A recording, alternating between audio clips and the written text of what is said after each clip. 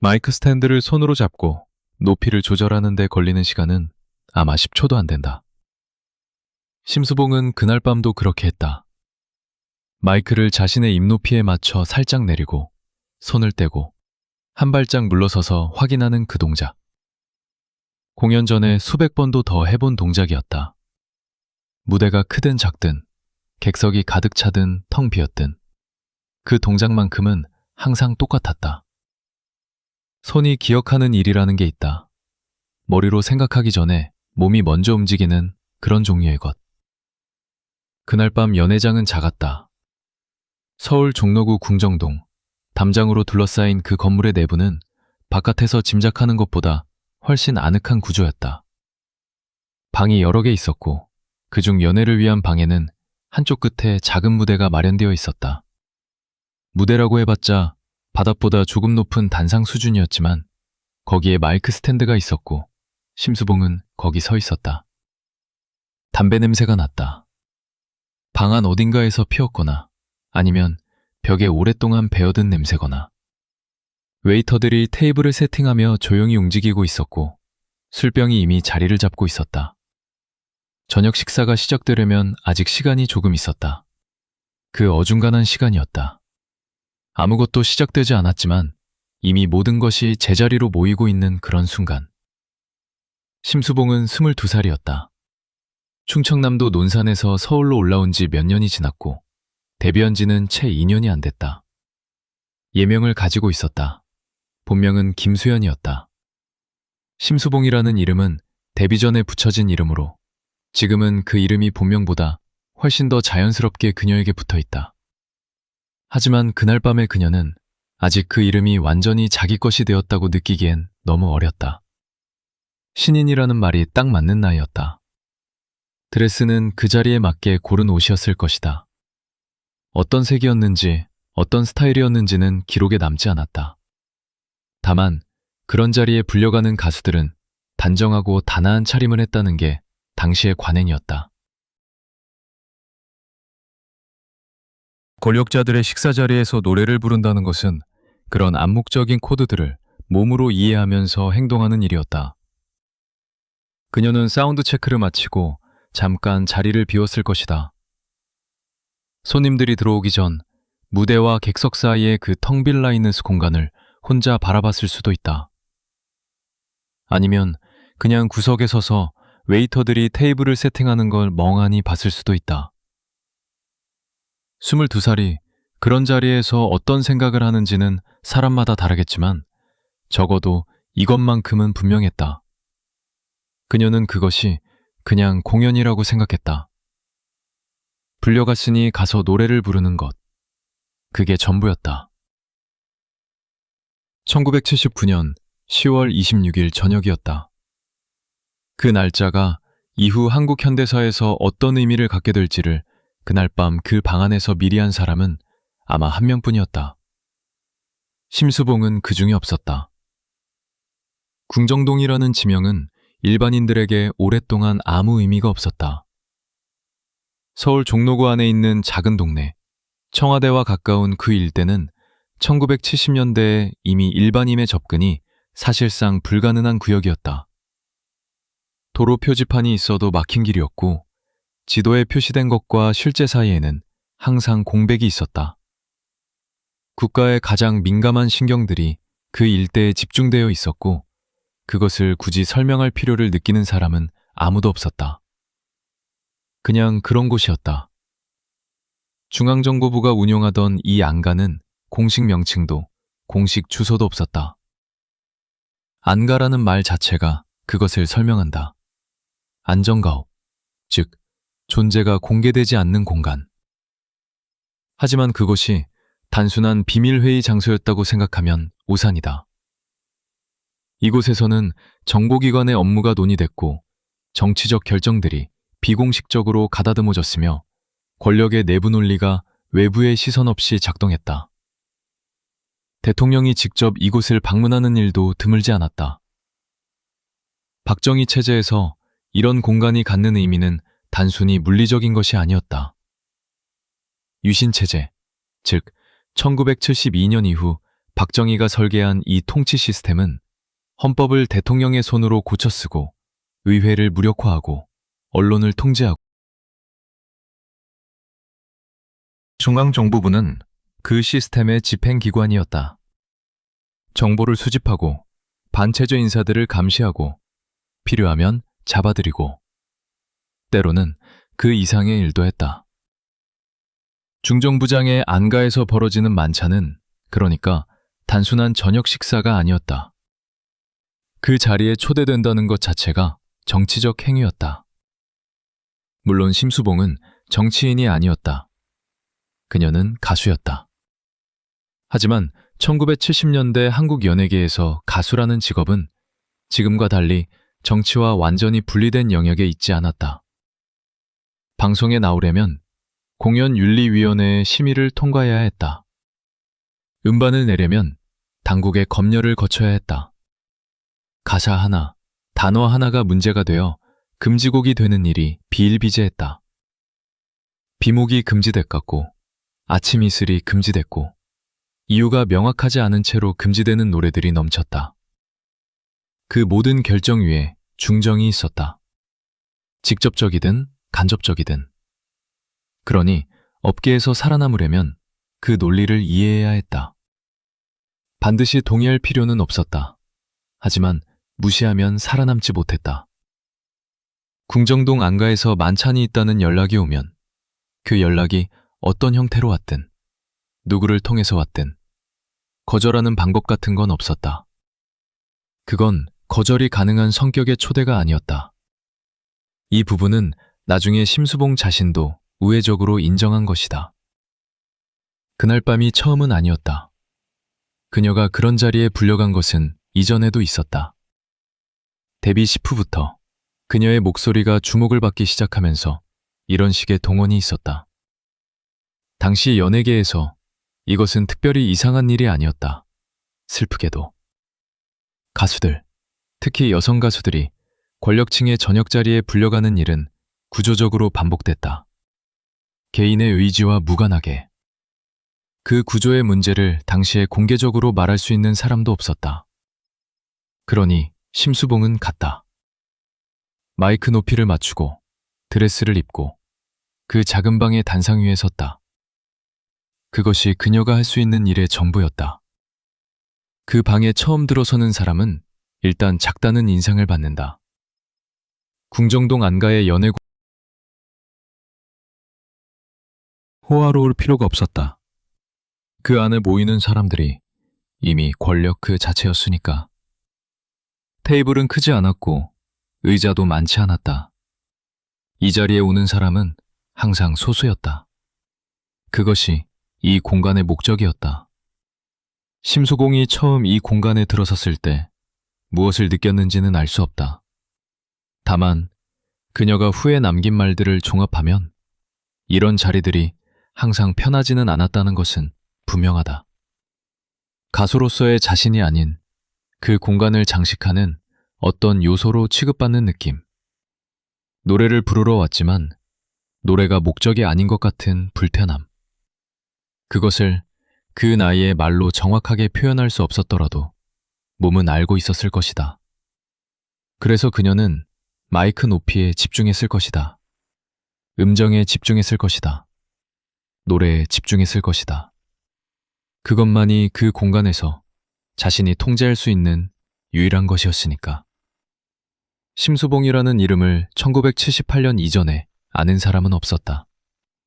당연하다. 그녀가 세상에 나온 것이 그 해였으니까. 충청남도 논산에서 자란 김수현이 언제부터 노래를 시작했는지, 어떤 경로로 서울의 음악씬에 발을 들였는지에 대한 공식 기록은 많지 않다. 그녀 자신이 성장 과정을 자세하게 공개한 적이 별로 없기도 하다. 데뷔는 1978년. 그때 그 사람이라는 노래와 함께였다. 이 노래는 여러 이유에서 당시 주목을 받았다. 첫째는 목소리였다. 심수봉의 목소리는 동시대 여성 가수들과 달랐다.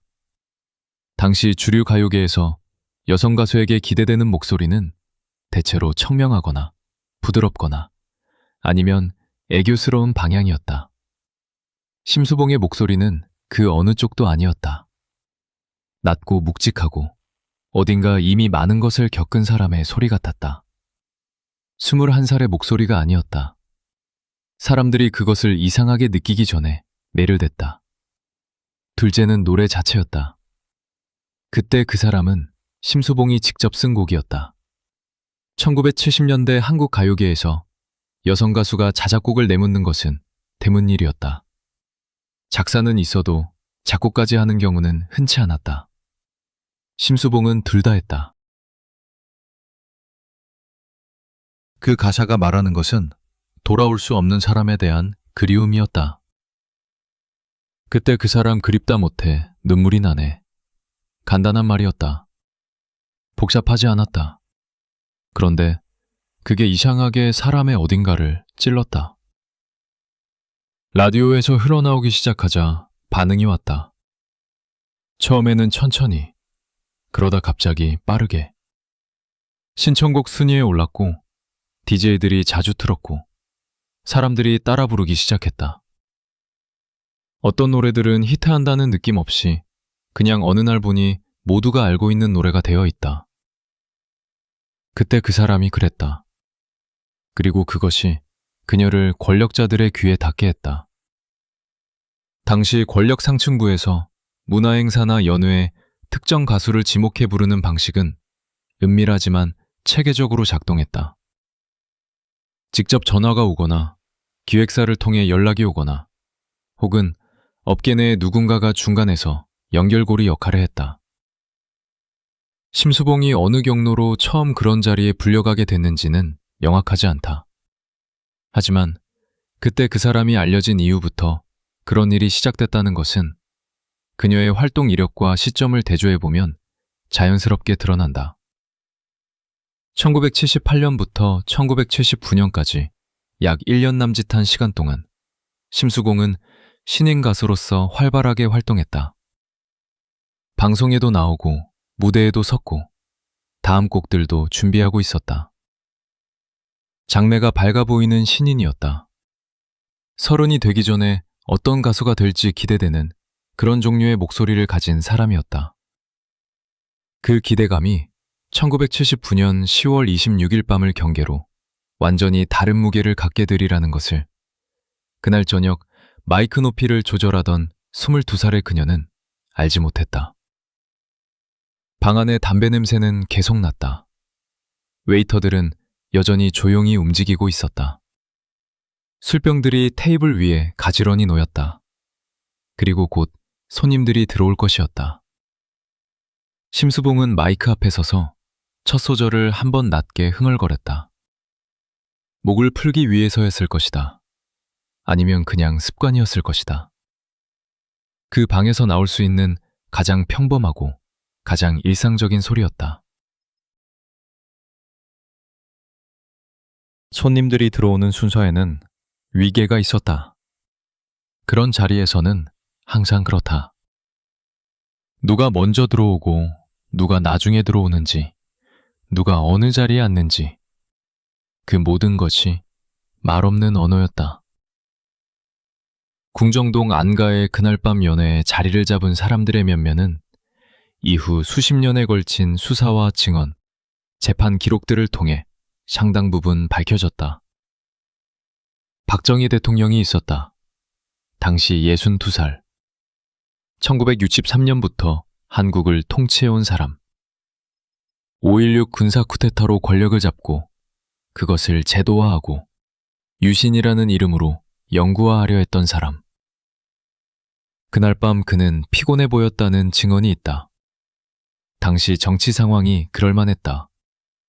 부마 항쟁이 불과 2주 전에 일어났다.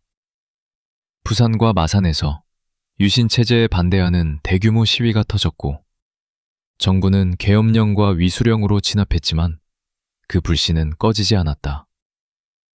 전국적으로 확산될 조짐이 있었다. 김재규가 있었다. 중앙정보부장. 경상북도 구미 출신으로 박정희와는 고향이 같았다. 육사 2기 동기생으로 오랜 인연이 있었고 1976년부터 중정부장을 맡고 있었다. 그가 이 자리의 주체자였다. 이 안가는 그의 관할이었다. 차지철이 있었다. 대통령 경호실장. 당시 권력 서열로 따지면 김재규보다 박정희에게 더 가까운 위치에 있었다. 경호실장이라는 직함이 시사하는 것보다 훨씬 넓은 영향력을 행사하고 있었다는 게 당시 정치권 내부의 인식이었다. 두 사람, 김재규와 차지철 사이의 긴장은 오래된 것이었다. 그날 밤 그것이 식탁 위에서도 느껴졌다는 증언이 있다. 그리고 몇 명이 더 있었다. 비서관들, 경호원들, 그리고 또 다른 여성 가수 한 명이 있었다. 심수봉 외에 다른 가수도 그 자리에 불려 있었다는 것은 이후 확인된 사실이다. 심수봉은 노래를 시작했다.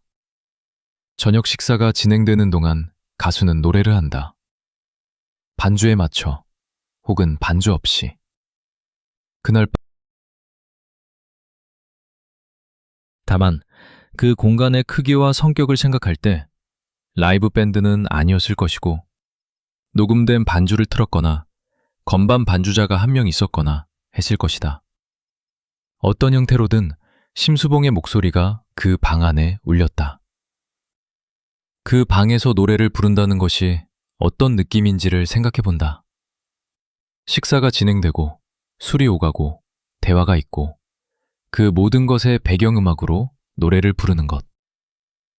청중이 당신을 집중해서 듣고 있지 않다. 그들은 밥을 먹고 있다.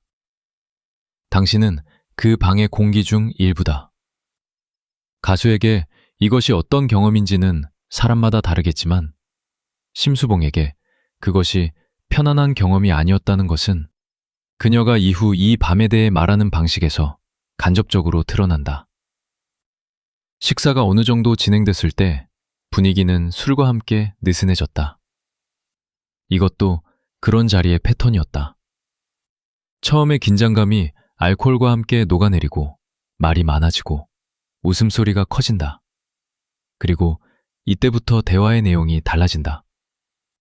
김재규와 차지철 사이의 긴장이 표면으로 올라온 것은 식사 중간쯤이었다는 게 이후 재판 과정에서 드러난 내용이다.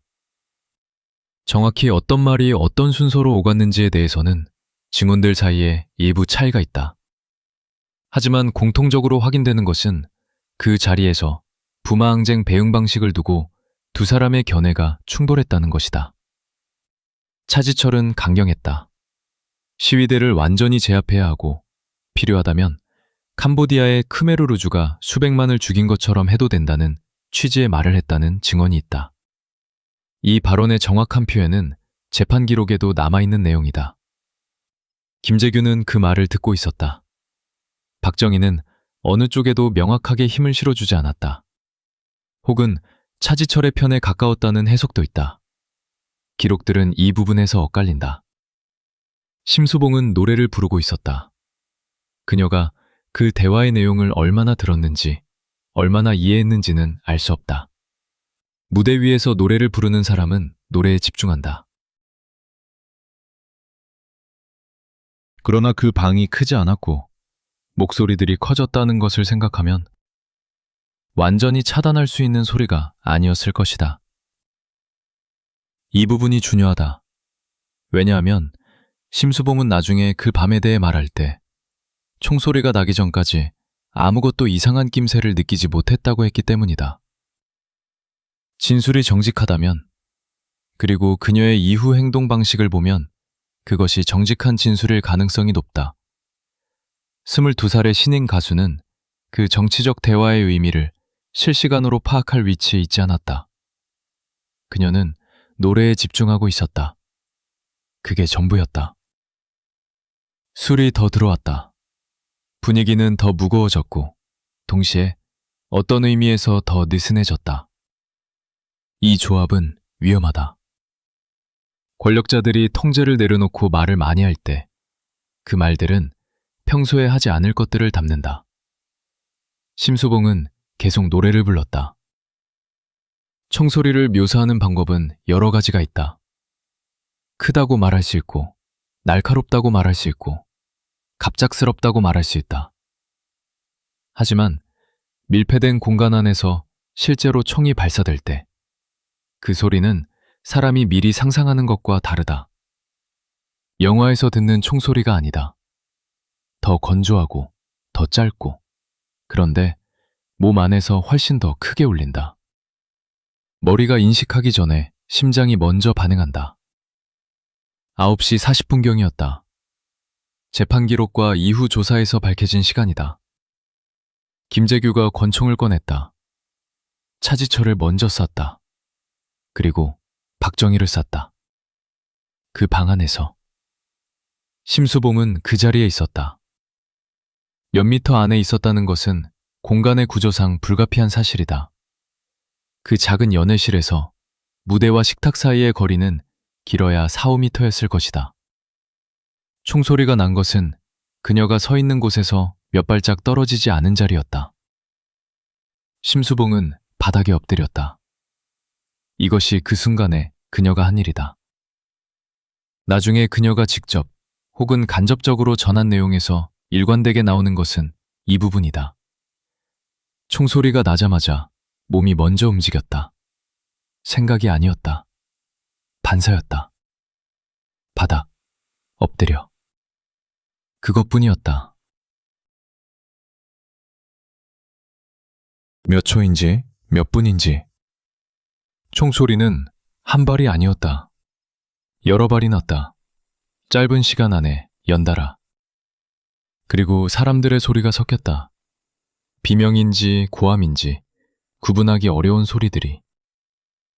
그 순간의 감각적 디테일을 심수봉은 극도로 아끼면서 말했다.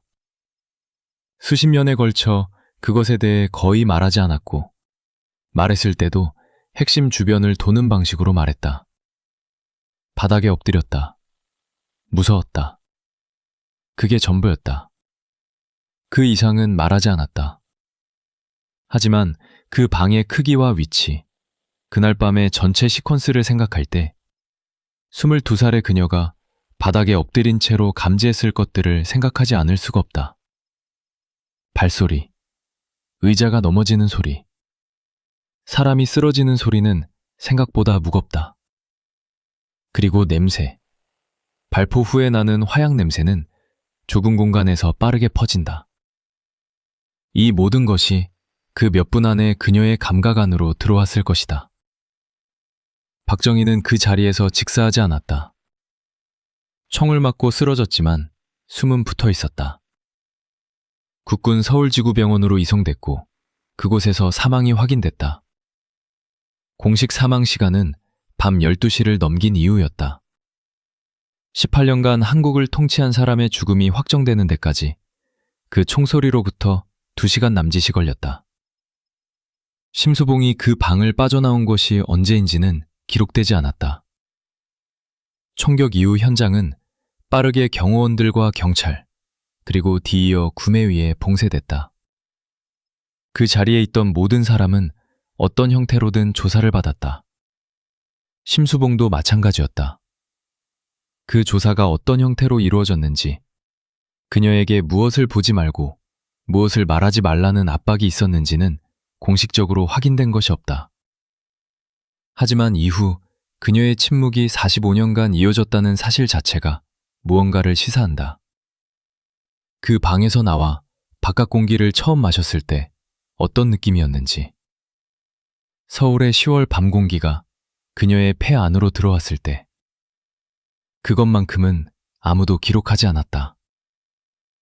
다음 날 아침, 대한민국이 달라져 있었다. 라디오에서 특별 방송이 나왔다. 사인은 처음에 명확히 공개되지 않았다. 사고, 돌연사, 이런 표현들이 먼저 나왔다. 누가 쐈는지, 왜 쐈는지는 나중에 드러나기 시작했고, 드러나는 속도와 방식도 통제됐다. 거리는 이상했다. 사람들이 울었다. 어떤 사람들은 충격에 얼어붙어 있었다. 어떤 사람들은 말하지 않았지만 다른 감정을 느꼈다. 18년은 긴 시간이다. 그 긴 시간 동안 축적된 것들이 사람마다 달랐다. 박정희를 경제성장의 사계자로 기억하는 사람, 독재와 인권 탄압의 가해자로 기억하는 사람, 혹은 그저 평생 함께한 시대의 얼굴로 기억하는 사람. 그 모든 감정이 그날 아침 동시에 거리에 나와 있었다. 심수봉은 그 아침에 어디 있었을까? 그녀가 전날 밤 어느 시간에 궁정동을 빠져나왔는지, 어디로 갔는지, 누구와 있었는지는 알 수 없다. 다만 한 가지는 분명하다. 그녀는 라디오에서 그 발표를 들을 필요가 없었다. 이미 알고 있었으니까. 그 알의 무게가 어떤 것인지. 그 방에서 일어난 일을 직접 감각으로 경험하고 그 다음날 국가 전체가 충격 속에 그것을 알게 되는 것을 바라보는 경험. 공유할 수 없는 지식의 무게, 말할 수 없는 것을 알고 있는 것. 그 무게는 아마 처음에는 공포의 형태로 왔을 것이다. 순수한 공포. 내가 살아있다는 것, 그리고 무슨 일이 있었는지를 내가 안다는 것. 그 조합이 만드는 것은 두려움이다. 그리고 그 두려움은 오래갔다. 아주 오래. 박정희 사후의 한국은 짧고 격렬한 혼돈 속으로 들어갔다. 최규하 국무총리가 대통령 권한대행을 맡았다. 김재규는 체포됐다. 수사가 시작됐고 재판이 열렸고 사건의 전모가 일부는 공개됐다. 12월 12일 사태가 뒤이어 일어났다. 전두환이 올라왔다. 계엄령이 다시 선포됐다. 광주가 왔다. 역사는 멈추지 않았다. 사건 하나로 끝나지 않고 계속 다음 사건을 만들었다. 한국의 1979년과 1980년은 그 압축된 속도에서 지금 돌아봐도 숨이 막힌다. 그 와중에 아니 정확히 말하면 그녀 쪽에서 조용해졌다. 활동이 눈에 띄게 줄었다. 그 이유에 대해 당시 아는 사람은 거의 없었다. 업계에서는 이런저런 말들이 돌았다. 신인 가수가 잠깐 반짝하고 사라지는 것은 특별히 이상한 일이 아니었다. 경쟁이 치열했고 뜨는 속도만큼 지는 속도도 빠른 판이었다. 심수봉이 조용해진 것에 대해 누군가가 깊이 의문을 갖고 파고드는 일은 없었다. 그것도 어떤 의미에서는 보호였다. 주목받지 않는 것 자체가 안전이었으니까. 사실 그녀에게는 침묵을 강요한 것이 외부 압력만이 아니었을 것이다. 자신을 보호하고 싶은 본능, 그 밤을 기억 속에 봉인하고 싶은 충동, 말하면 무슨 일이 일어날지 모른다는 공포, 이런 것들이 내부에서 작동하고 있었을 것이다. 공식적인 협박이 있었든 없었든. 그런데 여기서 이 이야기에서 가장 기이한 부분이 등장한다. 심수봉은 1980년에 노래를 발표했다. 남자는 배, 여자는 항구였다. 이 노래가 터졌다. 히트를 넘어선 현상이었다. 라디오에서, 레코드 가게에서, 식당에서, 어디서든 이 노래가 흘러나왔다. 그녀의 목소리가 다시 한국 전체에 퍼졌다. 그러니까 심수봉은 사라지지 않았다. 침묵하면서도, 그 밤을 봉인하면서도 노래는 계속했다. 무대에 올라갔다. 마이크를 잡았다. 그때 그 사람을 불렀고, 남자는 배, 여자는 항구를 불렀고, 이후로도 계속 노래들을 만들고 불렀다. 그것이 어떻게 가능했을까? 인간이 트라우마와 공존하는 방식은 외부에서 보이는 것보다 훨씬 복잡하다. 어떤 사람은 그것을 완전히 묻는다. 어떤 사람은 그것 주변을 끊임없이 맴돈다. 어떤 사람은 전혀 다른 무언가로 그것을 덮는다. 그리고 어떤 사람은 표면 아래에 그것을 가지고 살아가면서 겉으로는 아무 일도 없는 것처럼 계속 기능한다. 심수봉의 목소리를 들으면서 그것을 생각한다. 그녀의 노래에는 항상 무언가 먼 곳을 보는 것 같은 느낌이 있다. 그리움이라고 부를 수도 있고 체념이라고 부를 수도 있고 그것이 타고난 목소리의 질감인지 아니면 그 밤 이후 그녀의 노래 안에 들어온 어떤 것인지는 구별할 방법이 없다. 어쩌면 구별할 필요도 없다. 그녀는 노래를 계속했다. 그것만큼은 분명하다. 그때 그 사람이라는 노래가 처음 발표됐을 때 그 제목이 이후 어떤 맥락을 갖게 될지는 아무도 몰랐다. 1978년의 그 제목은 그냥 이별 노래의 제목이었다. 돌아올 수 없는 사람을 그리워하는 노래. 가요계에 수없이 있는 그런 종류의 노래 중 하나. 그런데 1979년 10월 26일 이후 이 노래는 다른 것이 됐다. 심수봉이 의도한 것이 아니었다.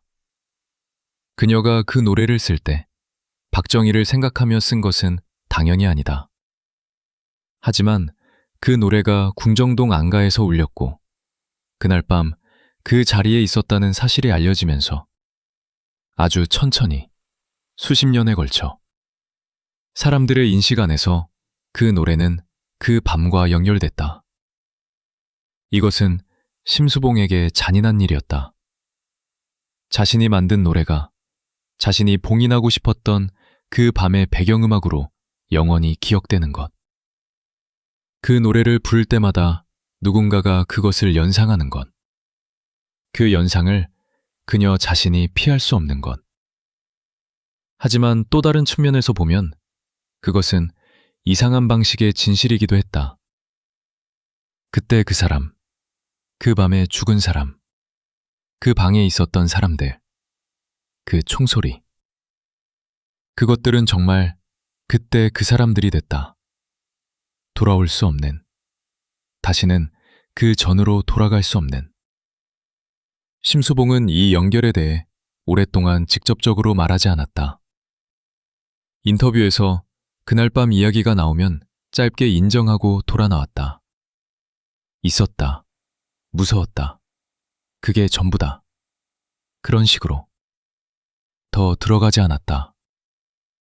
그것을 그녀의 약함으로 읽을 수 있을까? 아니다. 나는 그렇게 생각하지 않는다. 45년이라는 시간 동안 그 무게를 가지고 살면서도 무대에 계속 올라간 사람을 두고 약하다고 말하는 것은 틀렸다. 그 침묵은 겁쟁이의 침묵이 아니었다. 그것은 살아남기 위한 침묵이었다. 1980년대 내내, 1990년대 내내, 2000년대에도 심수봉은 활동을 계속했다. 히트곡들이 있었고 공백도 있었다. 개인적인 일들도 있었다. 결혼, 이혼, 재기, 다시 무대.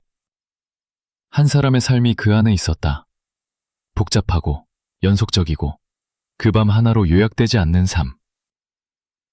하지만 어느 시점에서부터인가 그 밤은 따라다녔다. 다큐멘터리가 만들어지고 책이 나오고 12.6을 다루는 영화와 드라마들이 나오면서 심수봉이라는 이름이 그날 밤과 함께 언급되기 시작했다. 그녀가 원했든 원하지 않았든. 그리고 2024년 마침내 그녀는 조금 더 말했다. 2024년이 되기까지 어떤 일들이 있었는지를 먼저 정리해야 한다. 왜냐하면 심수봉의 침묵이 단순히 개인적인 선택의 문제가 아니었다는 것이 이 기간 동안 더 명확해졌기 때문이다. 12.6 사건은 김재규의 재판이 끝나고 그가 1980년 5월에 사형이 집행되면서 법적으로는 마무리됐다. 하지만 그 사건이 왜 일어났는지, 그날 밤 그 방 안에서 정확히 무슨 일이 있었는지에 대한 해석은 지금도 완전히 고정되지 않았다.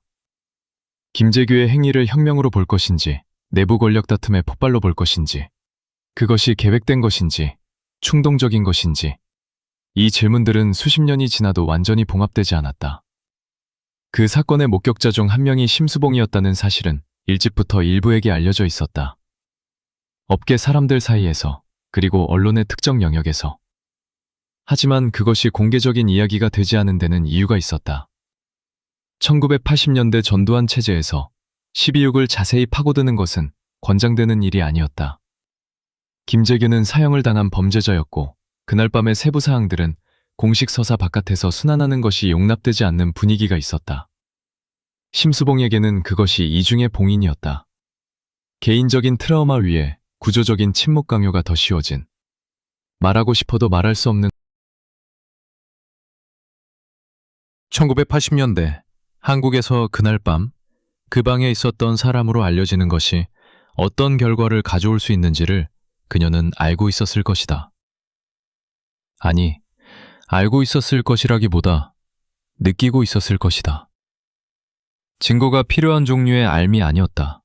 그냥 그 시베를 살아본 사람이면 누구나 가지고 있는 감각이었다.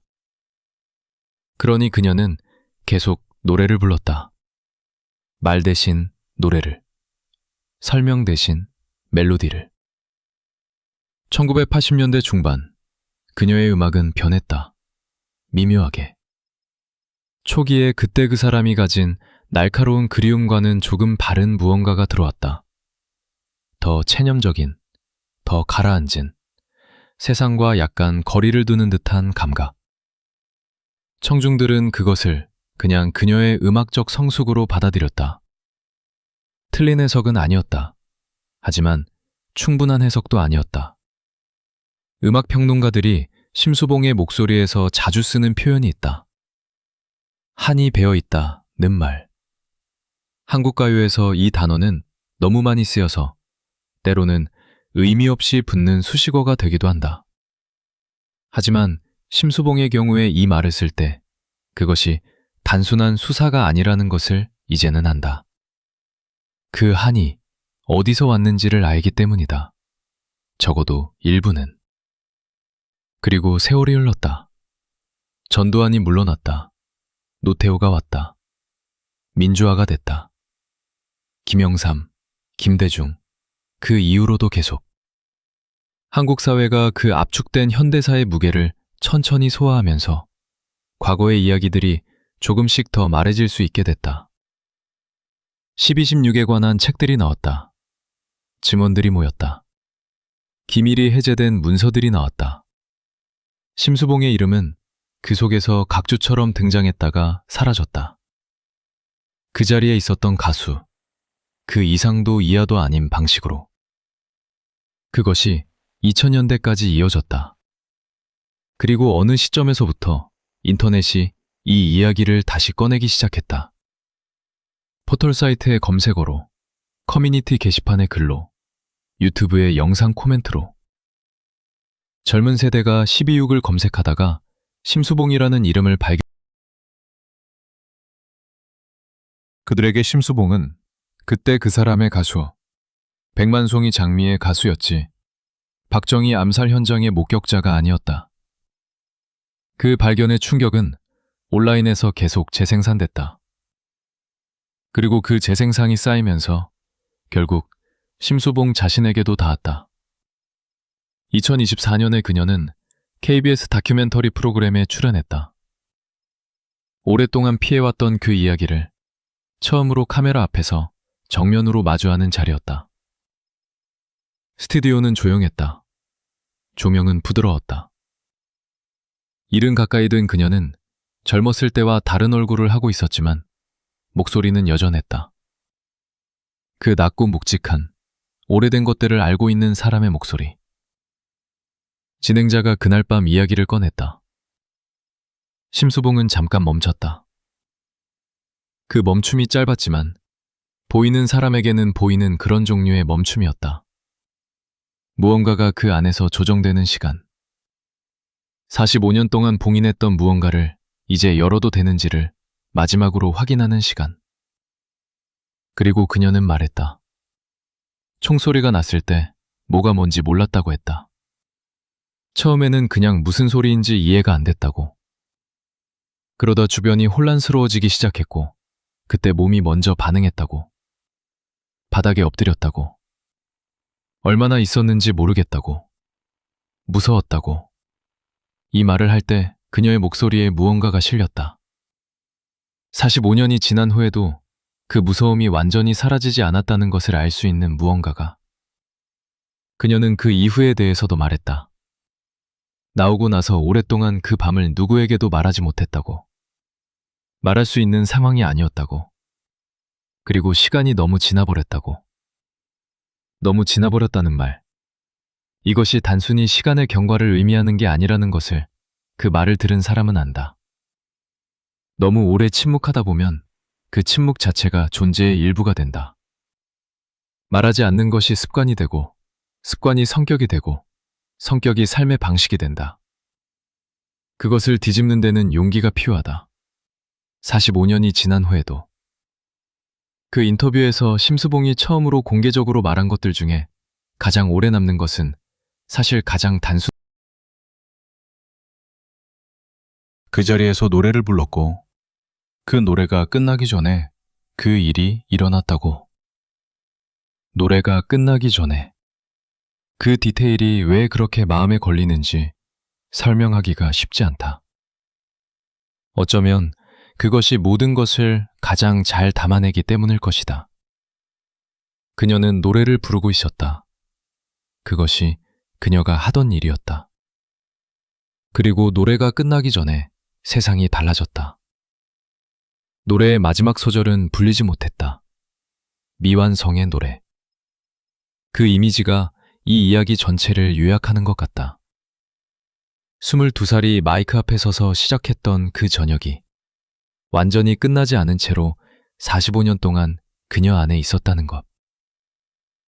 2024년의 인터뷰는 한국에서 큰 반향을 일으켰다. 온라인에서 영상이 빠르게 퍼졌다. 댓글들은 여러 방향에서 왔다. 감사하다는 것, 오래 기다렸다는 것, 그 나이에 그 이야기를 꺼낸 용기에 대한 것들이 있었다. 반대로 왜 이제야 말하냐는 것, 더 일찍 말했어야 하는 것 아니냐는 것도 있었다. 하지만 그 두 번째 종류의 반응은 그 침묵이 만들어진 맥락을 알고 나면 얼마나 그 맥락을 무시한 반응인지가 드러난다.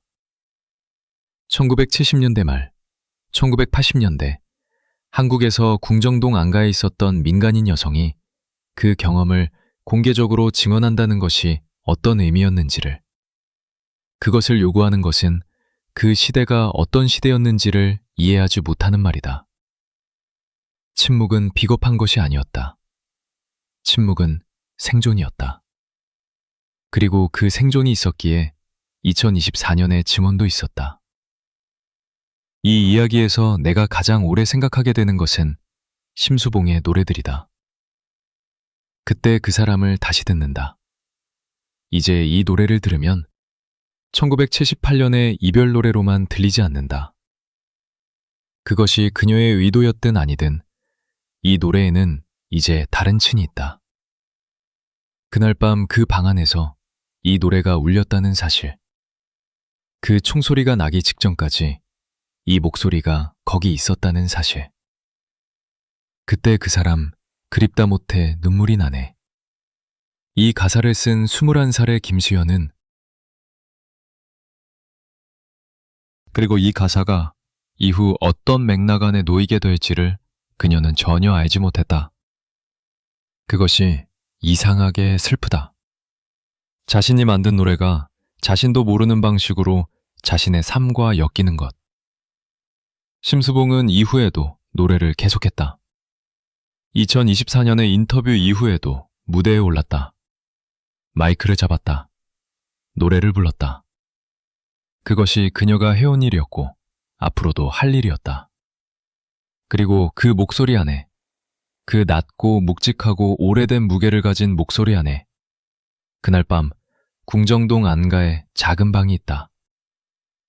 마이크 스탠드를 손으로 잡고 높이를 조절하던 22살이 있다. 그리고 노래가 끝나기 전에 바닥에 엎드린 그 순간이 있다. 그것은 사라지지 않는다. 그녀가 말했든 말하지 않았든 그것은 그 목소리 안에 항상 있었다. 청중이 알든 모르든. 2024년 인터뷰의 말미에서 진행자가 마지막으로 물었다. 그 밤 이후 처음으로 무대에 다시 올랐을 때 어땠냐고. 심수봉은 잠깐 눈을 내리깔았다가 다시 들었다. 그리고 말했다. 노래밖에 없었어요. 무서웠는데 노래를 안 하면 더 무서울 것 같았어요. 그래서 했어요. 그냥 계속했어요.